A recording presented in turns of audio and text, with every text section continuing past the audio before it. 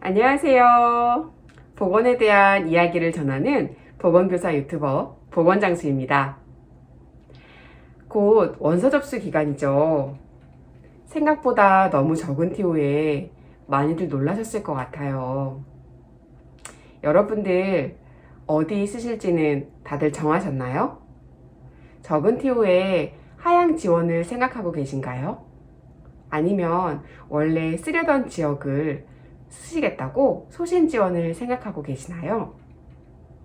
오늘은 제 경험을 짧게 이야기하려 합니다.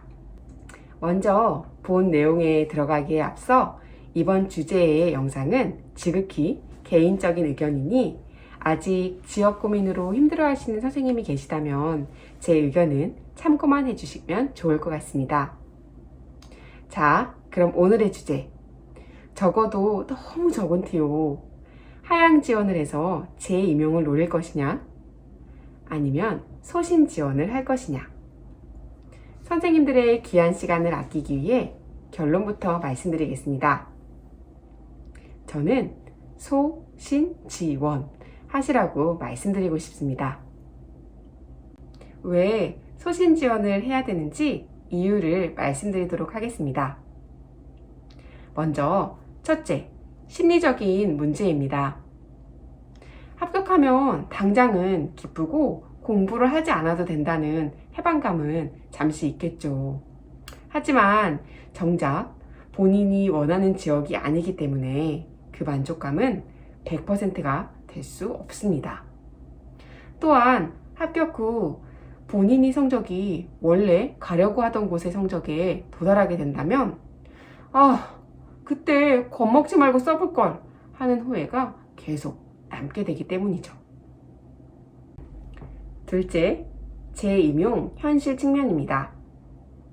일단 합격하고 재임용을 노려보자 라고 생각하시는 선생님들 계실 거예요. 하지만 합격 후 학교에 적응하느라 일하면서 공부하기란 여간 힘든 일이 아닙니다. 첫 학교이기에 적응이 힘들어 집에 오면 몸도 마음도 지치기 마련입니다.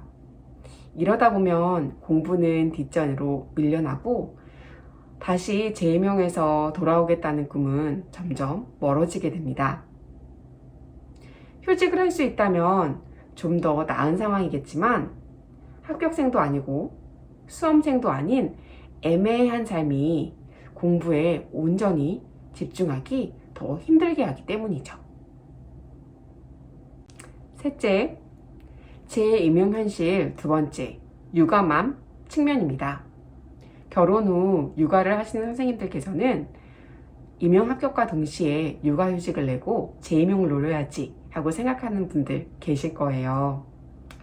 육아하면서 공부하기란 선생님들 공부해보셔서 아시겠지만 육아맘에게는 늘 공부만 하라고 상황이 주어지지 않습니다. 육아는 돌발적인 상황이 많기 때문이죠. 그리고 공부를 하면서도 이번에 재임용이 꼭 되지 않으면 가족과 떨어져서 살아야 된다는 부담감이 더 크게 다가와서 처음에 공부할 때보다 심리적 압박감이 더 크게 작용하기도 합니다. 또 휴직 후 발령한 학교에서 간간히 연락이 오기도 합니다.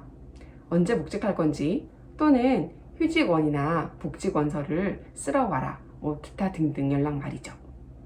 그러면 1차를 붙게 되더라도 2차를 열심히 준비해야 할 때 휴직원이나 복직원서를 쓰러 연락을 주고받고 다녀와야 해서 2차를 준비해야 될 시간에 귀한 시간을 버리게 되고 발령한 학교에도 미리 재임용 중인 걸 말씀드려야 되기 때문에 체력과 감정의 소모가 커지는 경우가 발생할 수 있습니다. 이때 최종 합격해서 발령한 학교에 의원 면직서를 작성하러 가야 한다면 크게 상관은 없지만 만약 떨어져서 다시 복직을 하게 된다면 서로 민망한 상황이 발생할 수 있겠죠? 넷째, 타시도 교류의 현실적인 측면입니다. 일단 임용에 합격해서 타시도 지역 교환을 노리시겠다고요? 타시도 교류는 다른 교사와 근무지를 1대1로 맞교환하는 형식입니다. 설사 수요가 있다고 하더라도 순서를 기다려야 합니다.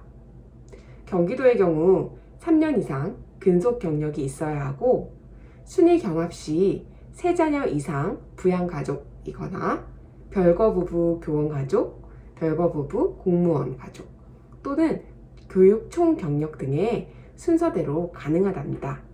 이 순서를 제하고서라도 서로 맞바꾸겠다는 보건교사가 있어야 가능하기에 타시도 교류를 고려하는 것보다는 재임용을 하는 것이 더 빠르다는 얘기가 있습니다.